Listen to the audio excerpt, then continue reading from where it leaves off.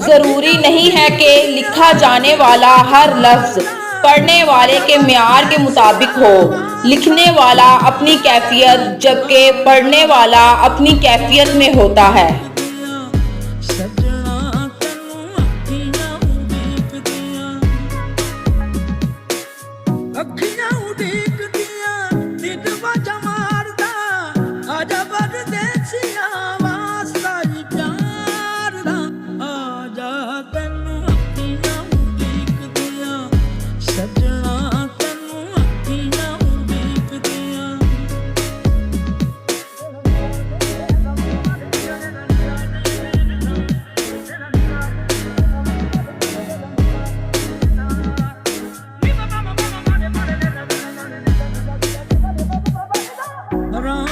ਤੱਕ ਤੱਕ ਥੱਕ ਗਈਆਂ ਮੈਂ ਕੱਲਿਆਂ